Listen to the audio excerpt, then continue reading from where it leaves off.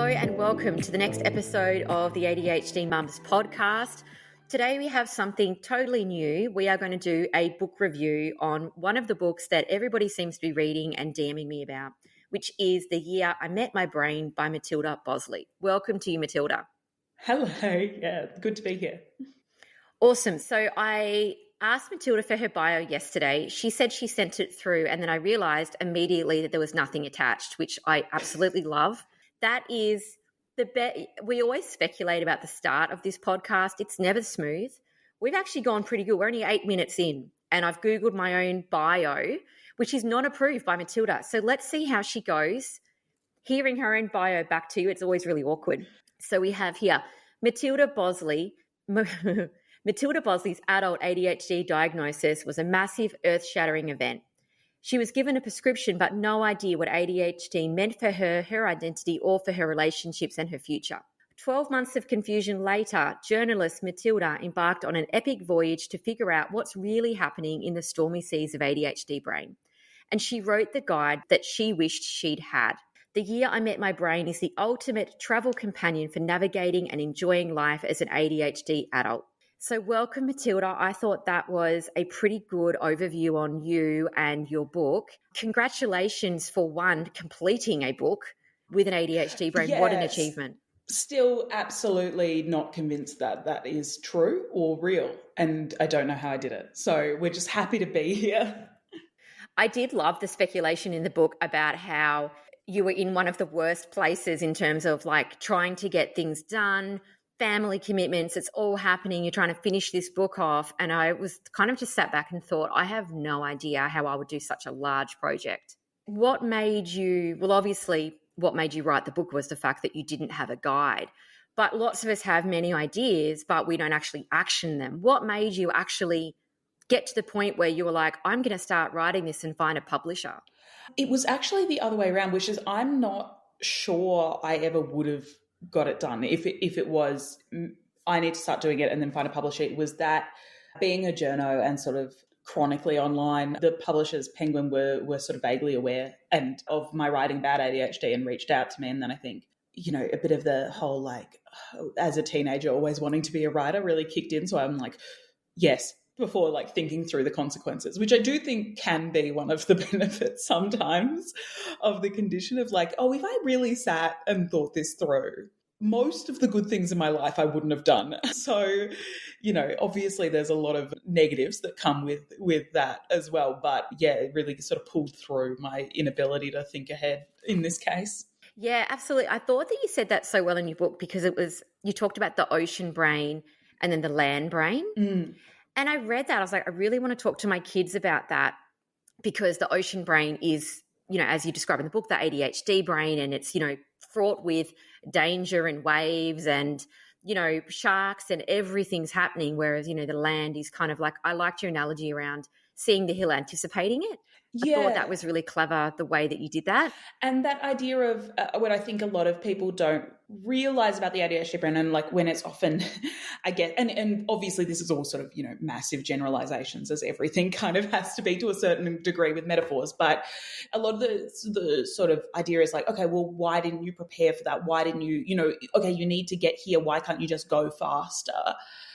And if you think about, you know, if we're thinking about like, I guess the neurotypical experience being the lamb brain, it's sort of like, it's not always like easy to run, but a lot of the time you ultimately can make the decision about whether you're going to run or not, or it's based on the amount of sort of, I guess, energy you have. Whereas, yeah, for me, productivity was always much more of like, let's see what the tides are doing today. Let's see how the currents are going. And then that not me, what I've eventually come to learn is like, doesn't mean that I just can't get anywhere, you know, no matter what. It just is sort of a matter of working, I guess, with the conditions you're given on that day and using that to navigate rather than sort of just, yeah, like rowing against the tide because people are like, well, you've got like, you're up, you've got the energy, you're at work, why can't you just like get this done? Or well, you're at school, you're in class, why can't you just listen? Which I think, yeah, is that aspect of like, it's not easy all the time for anyone, but it's often achievable in a quite straightforward way for people who are neurotypical that isn't that easy to explain to other people, I guess. Yeah, absolutely. I think ADHD people are known as well for being quite funny. They've always got a good story. That's what I noticed with them. And I thought with the ocean brain, it's kind of like an adventure. Just to get from one place to the next to go to the shops, sometimes for me is an adventure because someone will call me, I'll go off track, I'll go somewhere else, I'll come home, I've got nothing I'm supposed to get. I've had this great chat with someone and then I'm like, what just happened then to that just hour? But yet when I come home, I chat to my husband, he's like, that was really interesting. And both of us forget that we were supposed to get something for dinner. Yeah, yeah, completely. I mean, that is like I feel like growing up, I always had the thing of, oh, that's one for the memoir. Like whenever something bad or like weird would happen, I'm like, oh, that's one for the memoir. And then I actually found myself in a place to put all of it. So that's a lot of the reason throughout the book. There's a lot of sort of like little stories and detours and kind of interludes between chapters of just like silly things that have happened to me that I've managed to, I guess, find a way to relate to the ADHD experience, which it turns out wasn't that hard because I'm like, oh, all these stories have nothing to do with ADHD. Then I like properly learn about ADHD and I'm like, oh, that was a symptom actually in retrospect. Oh yeah. It's confronting and validating all at the same time. One of my favorite parts of your book, because I feel like I know a lot about ADHD, and going into reading your book, I thought, I wonder if I'm going to learn something or if this is a guide for someone who doesn't know anything. Holy shit, I learned a lot. It was awesome. I thought the way that you articulated some of the massive issues was really awesome, particularly on this podcast. You can imagine what this is full of. We have thousands and thousands of women with ADHD. Generally, there's probably about 85% of us who are between kind of 30 and 45. Most of us have kids, other people that listen. We do have a few husbands, which is always funny. But we always go back to the same thing around mental load, highly stressed, feeling like we are taking on a lot of the load. And we go back to this, I suppose we swing from like, let's be more compassionate to ourselves, we have a lot on, to our husbands suck, they need to fucking do more, to it's all of our kids' fault, the fact we've got ADHD kids, it's the school's fault. And then we swing to try and be more positive, and then there's this whole fucking emotional roller coaster. But we come back to the same point all the time, which I thought you said so well in the Bad Wife chapter around, I suppose, the women having the expectations. And can you explain a little bit more about to the listeners, because I thought it was fucking awesome, about how teenagers come in and then men come in and how that works, because fuck, that blew my mind. Yeah, and thank you. That's actually very reassuring because me, like a 25-year-old writing, being like, I understand married and family life, so I'm glad it hit the mark.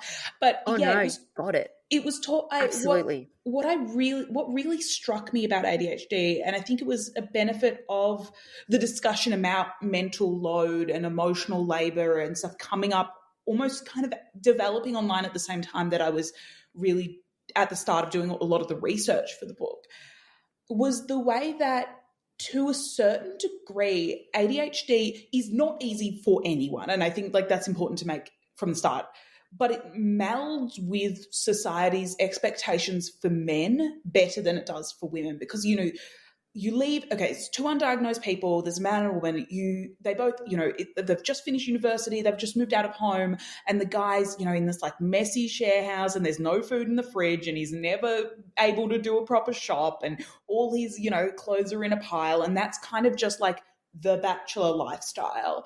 And like maybe there's a bit of leeway for the, 20-year-old woman doing the same thing, but it's still like a bit like, oh really, God, she's spending a lot like on Uber Eats, like, what, there's a little bit of leeway.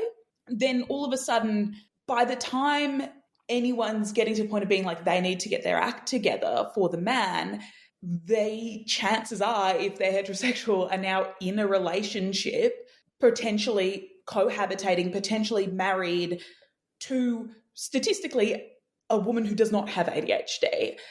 And all of a sudden, okay, well, like, they both have grown up in families where the woman takes on a lot of this labor subconsciously. This is not, even the best sort of feminist ally men and women, we both have to work against this kind of this sort of societal norm and pressure of, okay, well, she's going to do the full shop, and actually she's had a bit more experience cooking, so it really makes sense for her to be doing laundry and doing the cooking and, maybe the laundry. And when they have kids, like, well, yeah, I mean, of course she's going to be packing the lunches each day. And there's a lot of these aspects where all of a sudden that man has received the kind of the best possible support services for someone with ADHD, which is a wife.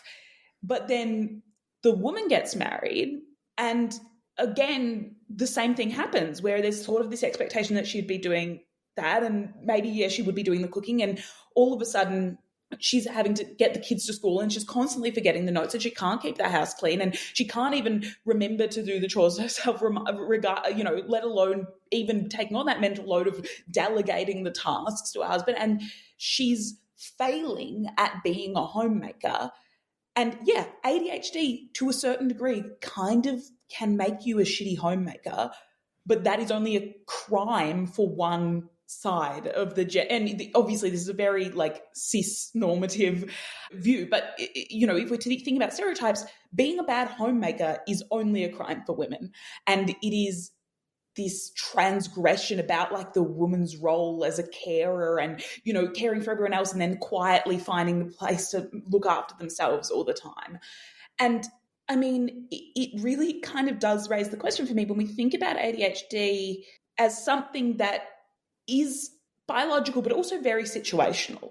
Like there's time, on a gap year, the fact that you have ADHD might no longer be a like life-changing disability for that period. And then when you start work and you have kids and all of that, it is again.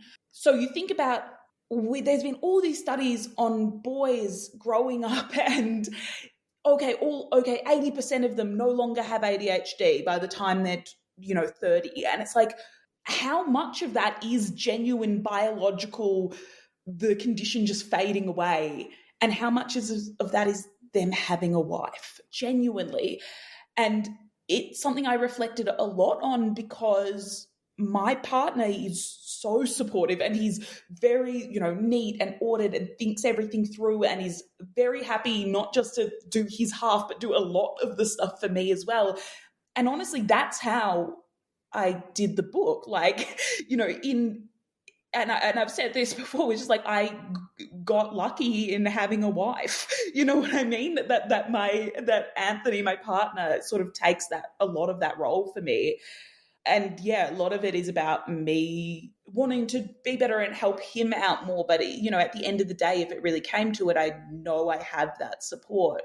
And, it's kind of a tough thing to even talk about. Like, you see people with ADHD being successful and whatnot. And it's sort of like, how do you do it? And it's like, I have a really good boyfriend, like, is genuinely so much of it.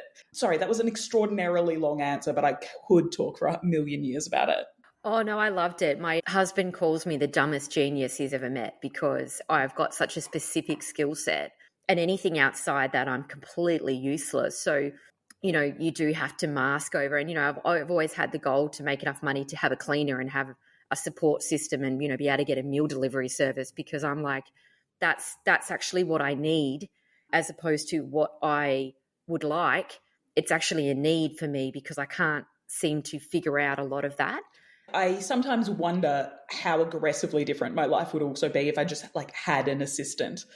You know what I mean? It's like, it's almost like I need to push through enough to be able to get an assistant, and then it's, everything's all up from there, baby.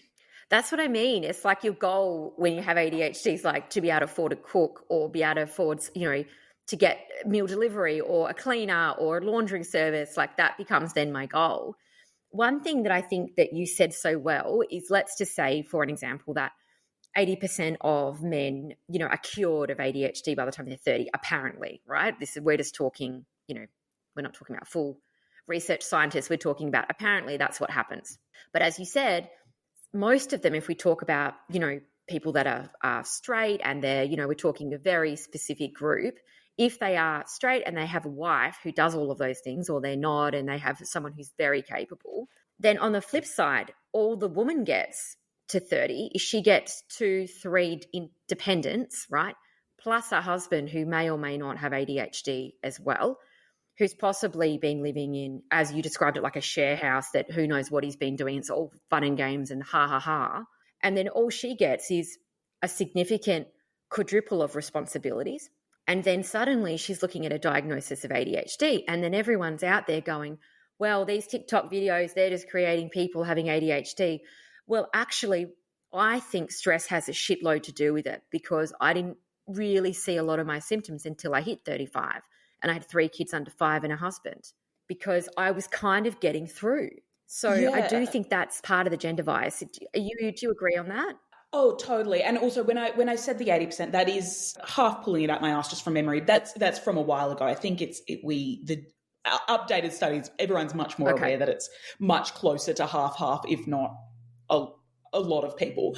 But yeah, and there's two elements to that as well, I think, which is, that aspect of, women almost like the fact that I'm so appreciative of my partner, the fact that women basically have to win, if they're dating men, have to win the lottery, not just to double their ADHD by being in a relationship. And that is an awful state of play. Whereas men sort of, chances are, like if I could like describe the perfect support system for ADHD, like if the government could, carte blanche, give me everything I need, most of what I would be describing is the roles of a traditional, like the traditional gender roles of a wife. But I also think what's really interesting, the more and more we think about ADHD as a lifelong condition, because like previously when I talk about it, the studies of they test someone when they're a kid and then take, one day of their life when they're 25 or 30 and test them again and say, oh, well, this many people were cured of it, quote unquote.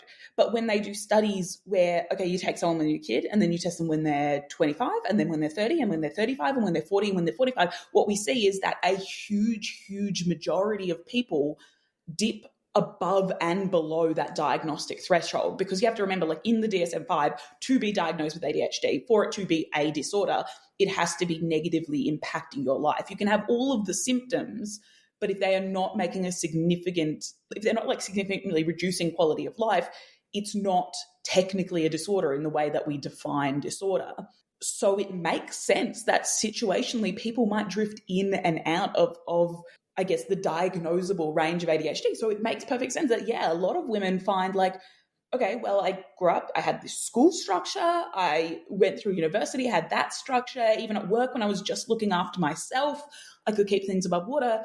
Now I've got kids and I'm trying to work full time and I'm doing this and I'm supporting a partner as well. Yeah, it totally makes sense that, okay, perhaps some of the subclinical symptoms or reflections suddenly are going to burst through into that much more diagnosable territory. And I think that's a lot of what we're starting to see. And it is so unfortunate that the TikTok videos and stuff do so much good, but it has had this unfortunate effect of people sort of, I guess, trivializing the condition or being like, it's just a trend, it's just this, everyone's seeing these videos and getting these ideas. And it's like, no, we just were missing the vast majority of people for the vast majority of time. Like it's just twice as common as a redhead. So for however many redheads, double it. And that's how many ADHD adults you probably know. You know what I mean? It's not a rare condition. It's not surprising that it seems like it's everywhere. Oh, absolutely. And I think as well, you made a great point about your upbringing having a big impact. So if you were somebody who maybe had a bit more of a wealthy upbringing, maybe they had the mum was at home. Maybe she was, packing your lunch for you, making sure you had your bag, helping you with your homework every afternoon, picking you straight up from school, very involved with your teachers in your classroom. If you had that kind of support system versus a child that didn't have that maybe had parents that worked full time or weren't available, and the child was left to their own devices, which one would be more likely to be diagnosed? Again, I agree with your book that the second one that is lacking all of that scaffolding. Yeah, and which is one of the really unfortunate ways that ADHD untreated ADHD kind of as we currently deal with it in society as well, contributes to the cycle of poverty because it's hereditary. So you're already, it's likely that ADHD parents will have ADHD, well, not like, it's a higher likelihood we'll have ADHD kids. And then there aren't the support services. So perhaps the underlying kind of way their brain works tips into negatively impacting their life significantly.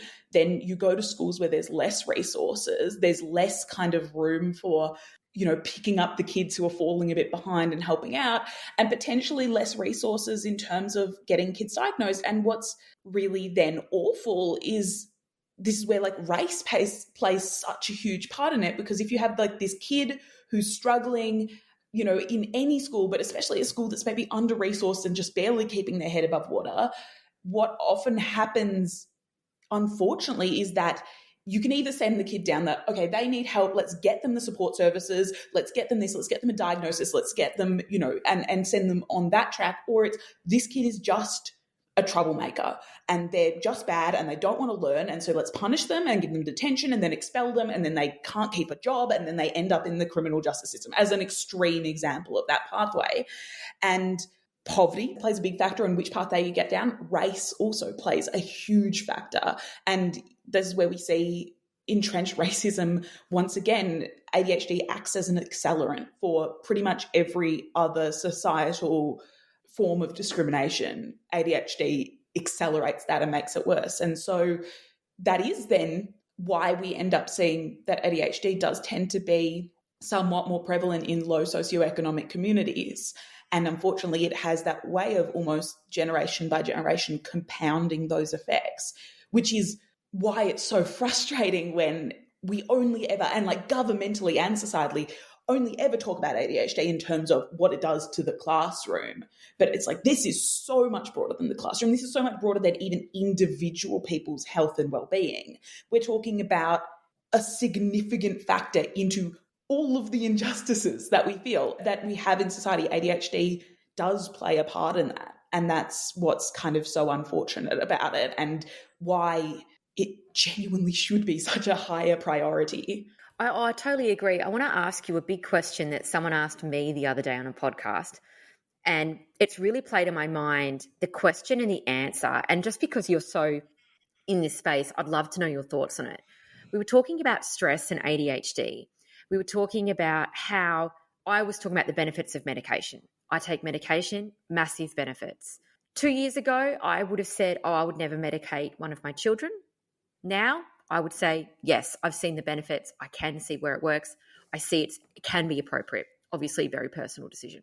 And someone asked me the question whether I thought as many people would need to be medicated if life that we're living was less stressful, less fast-paced, and we had less on. And my response was, yes, I think if I had less on and I had less kids and I had less to do and less work, I probably wouldn't necessarily need the medication. But it's such a hard answer. I was wondering, do you think the fast-pacedness of life has created a lot of this as well? It's complicated for me, not because I think the answer is complicated. I think the answer is yes. But I guess I sometimes worry that the way we talk about that is often, and therefore medications shouldn't be used and something like that. But like, I sort of think about, okay, well, before widespread literacy was a thing, dyslexia wasn't really a thing, but that doesn't mean we shouldn't be treating kids with dyslexia and helping them out, because this is the situation we live in now. Before, when everyone was sort of just, eating from the farm, potentially there's a whole lot of, physical conditions as well that wouldn't have been such a thing, that are caused by modern day life. It doesn't mean that we don't treat them and we don't medicate them and we don't help people living in the situation that they are living in succeed as much as possible. And it is that thing where it's like, yeah, I really, really wish we could fundamentally change the way we treat society, fundamentally change the way we treat education, which, by the way, 200 years ago when we were like not 200 years ago, whatever, 1900, however long ago that was, 123 years ago, when they sort of first laid out, it wasn't called ADHD at the time, but the condition that now we know as ADHD, it was actually noted there that it was exacerbated by the fact that the British education system plays little mind to the individual needs of the child and the uniformity of education. So it's not something that's totally new.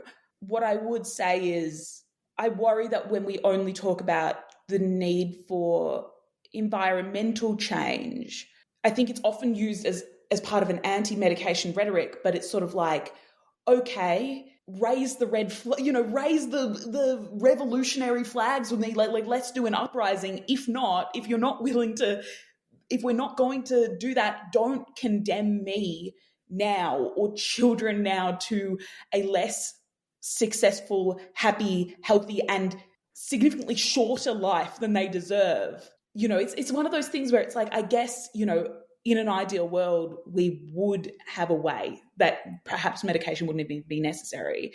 However, I think it's so often posited as like, well, it's society's problem. And I'm like, okay, but I'm still facing the consequences.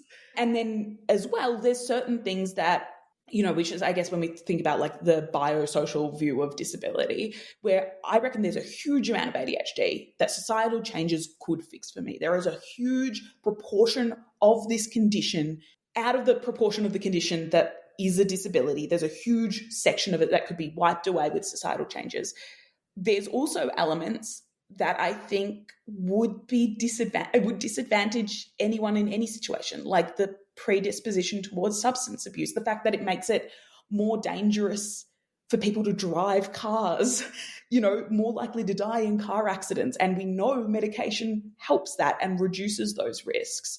So I think, I guess I really, I subscribe to the idea that a lot of it is social.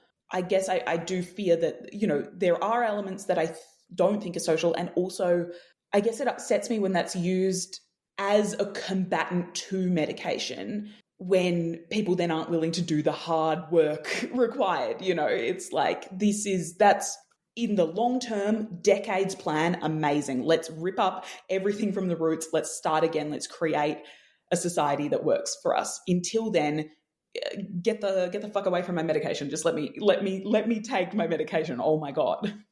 Oh, I absolutely agree with you. And I think the complexity and was the thing that's done my head in over, you know, the last kind of 24, 48 hours, where I've been like, it is exactly the same as you. It is yes. The answer is yes, but it's so complicated. And I don't want to minimize the impact on everybody today who has to live, and the kids who have to live in such a fast-paced environment. Because what are we going to do? Pack everybody up and go out to a farm? Like, we're going to section people off and go, well, those people over there, they're not going to be able to cope, so we're just going to put them over there. I mean, we that's just a laughable thing to say, but it is so complex. And I agree with you.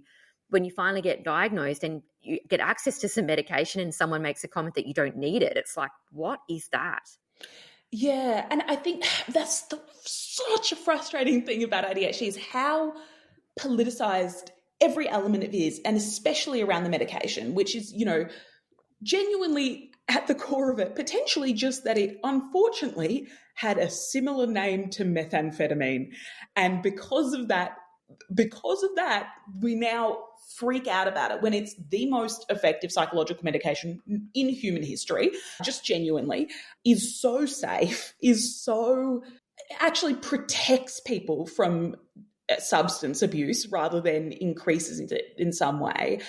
And we're so afraid around it. And it means that there's definitely conversations that, like, I wish I could be having more, like, about the societal stuff, about, you know, oh, could this be a tool that, you know, rich private schools are using to get some kids ahead, or like special accommodations? Like, I'd love to be able to have those conversations. We cannot, because that immediately just jumps to, and therefore ADHD is fake and it's overdiagnosed and the drugs are dangerous, and, you know, and it's like there's so many conversations I want to have. It feels like there's all these frustratingly obvious battles that we're having to fight before we can, I guess, have a sensible conversation about those like nuanced issues, which frustrates me, to no end. Yeah, I hear you. We have those conversations a lot on this podcast, you know, even down to, you'll probably do this all the time. If you go to pick up your medication at the pharmacy, and I never know when it's due. And I still don't understand how you know it's due. I don't know, right? No one ever tells me when it's due. I get the script. I'm usually out. I fill the script. I don't really know. And then I have to just kind of like go past the pharmacy multiple times until and wonder if it's due, and then go in there, and then they usually tell you, this is a controlled substance. You shouldn't be here yet. You only got one 20 days ago. And it's like, mate, I don't even know what day it is. I don't know how many I've got left. I'm just like trying to get ahead here of what I know I need to do. And then they give you this very small window of like 5 days before you run out that you have to go there. And it's this like criminal chat that you have to have. And you're like, mate, I'm just walking past the pharmacy. I don't know what the day is. Yeah. And it's so frustrating. The last script I had, I had 3 repeats left on it because I don't take my medication on weekends generally. I generally take it during the weekdays. And so I don't fill it quite as regularly as like the 30 days. And then all of a sudden, okay, I've managed to get 3 scripts out of this instead of 6. And now it's been 6 months. And because of that, it's done, even though clearly I'm not abusing or diverting this substance because I can't even remember to take it, given evidence by the fact that I have 3 repeats left. If anything, doctors should be worrying about me undertaking. And yet, okay, well, no, now it's back to the doctors. Now it's, if you're lucky, or back to the psychiatrist, and here's an extra $100 and here's, all of this extra stuff. And it is so frustrating. And then you just think about it, there's all of this, so much logistics around it. And it's a 14-month wait because you have to see a psychiatrist. You're like lucky you have to get the right one. You do all this. You have to go back every 2 times. You have to sit there as they call the government and ask for permission to give you the exact same prescription you've had for 3 years. And then someone, who knows nothing about you gets to like tick it off. And all of this, and like it's still not uncommon, and after all of that, it's not curbed entirely diversion of any medications because people still are able to take Dexies and as party drugs and stuff like that. And, it's very frustrating for me that people with ADHD prescriptions will divert because it makes it harder for all of us. But it's like, clearly your plan is not working.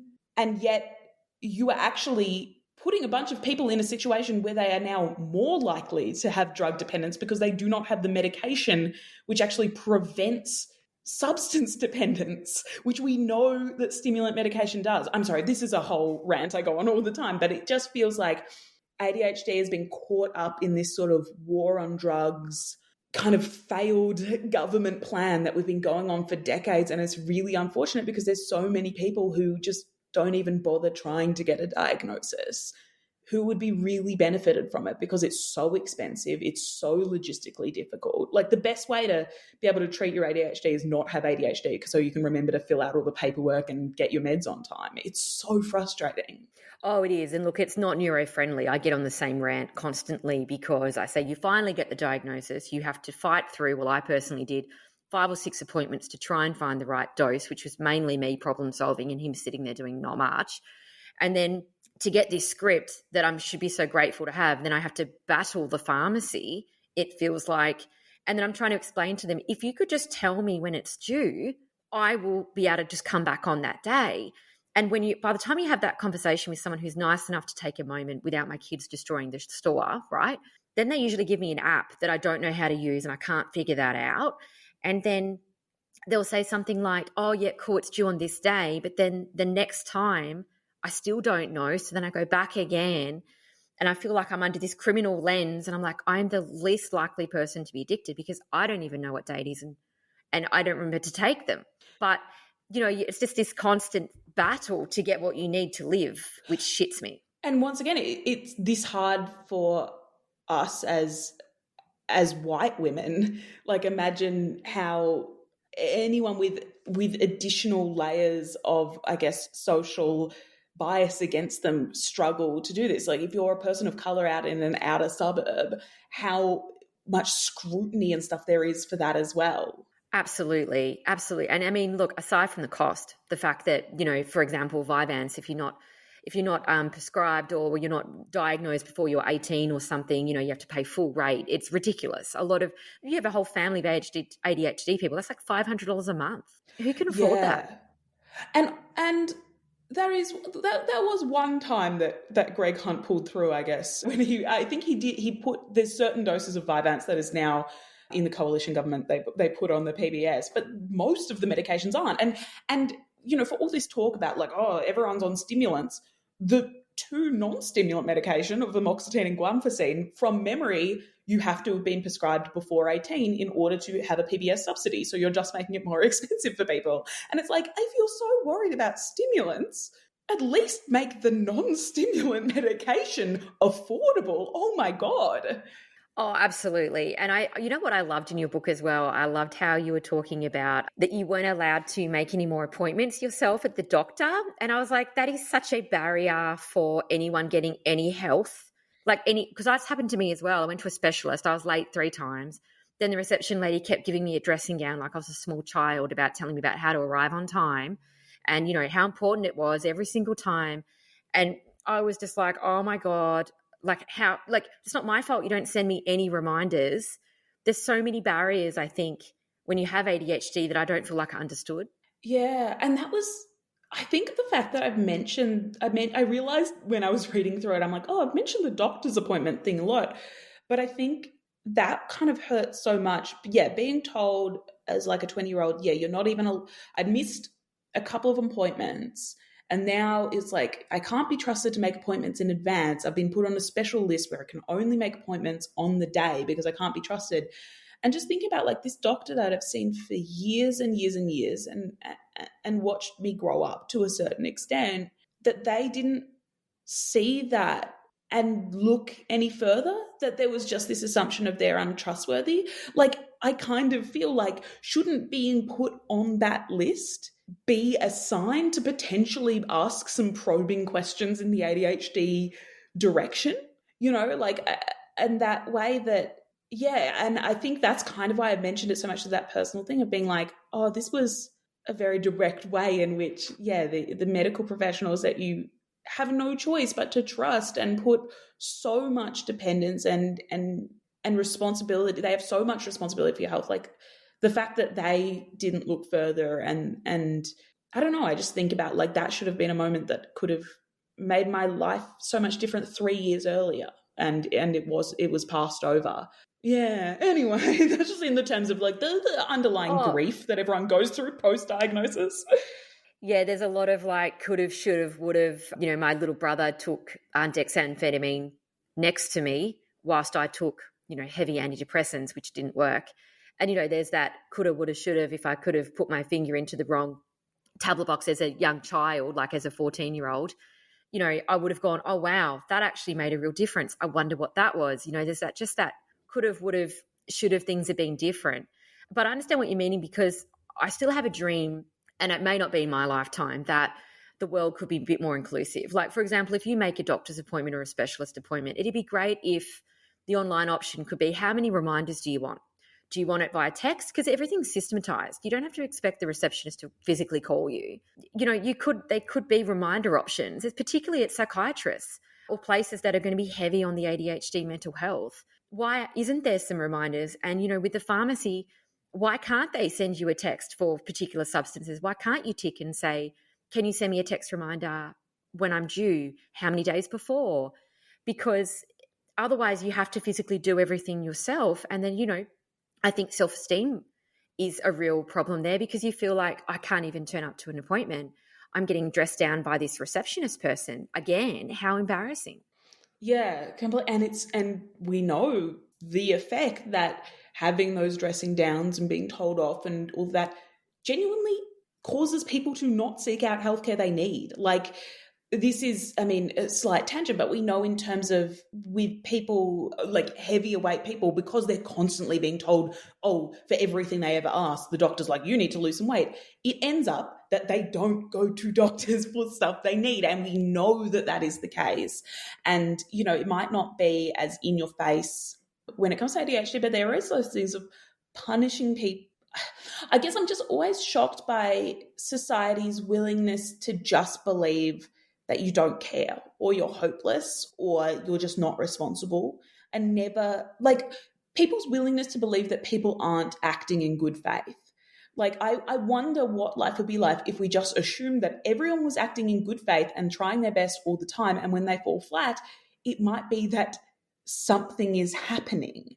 And I genuinely, like, and that was such a big part of with ADHD of this. I actually saw this after the book was already in print, which I saw this TikTok, and it just has stayed with me so much, of someone saying that their doctor said to them once, they're like, no, if you were lazy, you'd be having fun. Like, you would be enjoying it if you were just being lazy. And that sort of just changed my, like, whole, I was like, oh my God, yeah, of course. Because, and deconstructing, and I do talk about it a bit in terms of deconstructing the idea of like laziness or thoughtlessness or selfishness as we think about it. But yeah, I guess it is always that thing of, yeah, why are we just so willing to believe that, people who are ADHD are just hopeless? rather than looking for like what's maybe the root cause here. Absolutely. And I think one last point before I let you go, Matilda, that I loved so much was when you talked about the profound resilience that ADHD people have. I think for ADHD mums, often genetically, we are gifted the beautiful gift, right? As if we don't have enough fucking on, we get 2 or 3, one ADHD child as well, right? So not only do we get the extras kids to look after that is solely sometimes on us, but also we get kids that are, 30% less likely, or their brain is developed, 30% less. So they are delayed, right? So you get children that do take longer to toilet train. They possibly do take longer to do self-care, get themselves ready for school, remember things, right? So we've also got children that are probably developmentally not where we thought they would be. So a few people have sent in me and said like, why do we get this? Because we are the women who are already up against it, right? Why do we then get children that are that touch harder to look after? And I actually wrote back recently, and I loved the part in your book about how there is no one more resilient than an ADHD mum, and because what you've already been through to get to this place, and then you're given these children, and your profound love for your children overrides anything. Of course it does.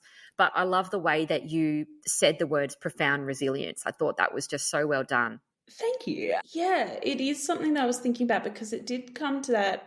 Like I wanted to have a chapter, and I was very conscious in terms of putting it after I had done all the doom and gloom about all the genuine, like urgent societal needs for change, about the elements of ADHD that are not purely a disability, and the things about, because like I'm not necessarily in a position where if I could snap my fingers and not have ADHD tomorrow, there's definitely some days that I do it. That's not how I feel most of the time. And sort of coming around and thinking about that, and thinking about the way ADHD has shaped my life, and also to a certain degree letting go of feeling like ADHD is like the little demon on your shoulder, like something attaching, like it is imbued in every cell of my body, like there's no me plus the ADHD. There's no me without it in that way as well. And one of these, I guess this isn't, and there's things that I think are very core in terms of, creativity and having this broad attentional style and being able to notice things in a way that, other people wouldn't necessarily. Like, I think there's kind of a lot to be said about having, one person with ADHD and one person with autism on every team project. Like, I think there would be a huge amount of benefit from that, just in terms of diversity of thinking. But one of the things that I guess isn't so much directly related to the biology of it all is that, yeah, there is this sense of resilience and this sense of, it's always felt like, man, people are saying like, it always felt like life was just a bit harder for me. And what the ADHD diagnosis does is be like, funny enough, it was actually, which is so legitimizing as well. But there is a sense of resilience that built up, and the ability that I have to make a mistake and keep on going, and just, that happened, let's power through. And, and I think there's like obviously a huge amount of sensitivity and trigger points for me in terms of things I'm very sensitive about, because it's stuff that all through my life I'm being constantly told, like, do better in this, like in school and society at large. But I think I'm also tough in a way that I wouldn't be. And I think it's hard to break me down to feel like there's, no spirit left, because like you do confront so much more. And also just like, as a weird one, kind of a relief to be able to forget things sometimes. Like I talk about this in the book, which is that I think, and something that my mum would say to me a lot growing up, is that like she'd never met someone who could sort of brush off a bad day as well as I could.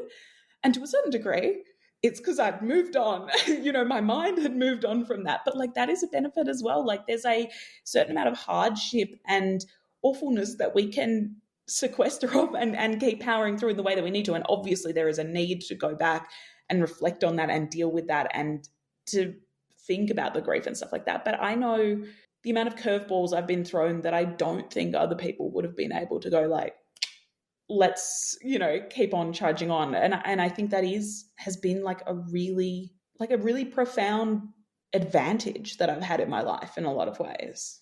Basically, absolutely. Like being forgetful is great sometimes. Oh, absolutely. And, I think my husband and I always have this running joke. He's like, did you put sugar in the coffee? And literally, I never know. And now I just say to him, babe, like, I'll never know. Stop asking me. I don't know. If you want a coffee made by me, run the gauntlet. I don't know. And, it's like, who knows? And he just runs the gauntlet every time now. And I know that like this is me now just bringing up something new, but there's also that element of like such a big part of my like discovery has been like finding the battles that I can't be bothered fighting, like whatever. It actually doesn't matter when we like get to the pearly gates, like no one's going to be judging on whether like you can remember whether you put sugar in the coffee or whether you like left the clothes in the washing machine too long and had to run an extra wash. There's some things that have real consequences. There's some things that are just conveniences that society has managed to trick us into thinking are a moral, decide whether you're a moral person or not. And it's sort of like, I don't know, if I forget to do that, if the room's a bit messy, if the dinner is a bit late, like there's some stuff where it's like, maybe ADHD just gets to win that one and I can put my energy towards, the things that I prioritize really well. This does feel now like someone speaking who doesn't have kids. I'm assuming it's a bit more complicated than that when you do, but I do think there is like such power in just being like... I agree with you. I actually really agree with you because I think dropping the perfectionism, which I think you're talking about, this idea that we all have to be the perfect mother and the perfect woman, whether you have kids or not, you have to have perfect house and perfect body and hair and, all the eyelash extensions and the teeth and the boobs and everybody needs to have now, which I have no understanding of how people have the time to coordinate all of those beauty appointments, just quietly. But I think as well, there's something empowering about, like I walked into a parent interview the other day and I was like, look, FYI, I have ADHD. I don't know when library day is. I don't understand any of this shit that you've been sending out. Because I'm a swearer. I'm like, look, I don't get it. You're going to have to actually show me physically in this classroom what book goes where, what day is what. Sending me an email with a long PDF for each different kid with all the different requirements is not going to work for me. And I think you're right about dropping the perfectionism of printing it all out and trying to figure it out. I'm like, look, I say to the teachers, just give me one thing. I am one job Bob. That's all I've got in me. If it's readers, don't give me all of the stuff. I don't know. And, I think there's an element of just, kind of succumbing to it and just picking one or two things to try and do. Because if we try and do all of them, it's impossible. Yeah. And yeah, really having to ask yourself, like, is this harming me or someone else? And if it's not a genuine, like if you're not crossing a genuine moral boundary, I need to stop just doing hand gestures because it's a podcast. I'm just shrugging. If is it the end of the world? Because there's some things that you're just allowed to be bad at, and that's very liberating. I agree. It's like I just give myself a 15-minute window with school drop-off. It's like I'm just getting there within 15 minutes. Let's just take the pressure off. But look, Matilda, thank you so much. This has been such a great interview. Is there anything that we haven't covered that you want to share? I mean, don't ask me that because I'll start. But no, this has been really fantastic, and I'm glad that. Yeah, I'm so happy to see the amount of. I don't know. It's been fantastic, and it's been awesome to, I guess, know that the weird sort of tangents I'm going on in my own brain have actually resonated with people in any way, shape, or form. So I'm really appreciative of it. Oh, absolutely. And I think the validation that you receive from reading the book, I personally did. So if you don't know which one it is, it's called The Year I Met My Brain by Matilda Boseley. I reckon go ahead and get it. It's a great guide. I feel like I know most about ADHD. Like I seem like I know a lot. However, this book definitely gives a different perspective. The other part I really like about it is it's very today. It talks about TikTok and all the current trends. It's not textbooky where, I suppose it's written for like a 30-year gamut. So, you kind of don't get all the specifics of today's culture. I love the way that it kind of talks about now, today, what's actually happening in Australia, which you don't usually get from a book, if I'm honest. So that part about it I really liked.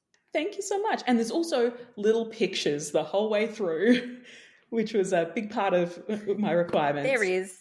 And an audiobook, if like me, There you're is. incapable of reading a book. I wrote a book easier than I've read one. So I was Absolutely. And I listened to everything on a 1.2 speed. And I think sometimes, that's the way to go. But look, thank you so much, Matilda. If you'd like to reach out to her, I've got all of the links into the episode. If you love the episode, please send me a message or give me a review on Spotify. It would be awesome. Thank you so much for your time, Matilda. Thank you so much. This has been so lovely.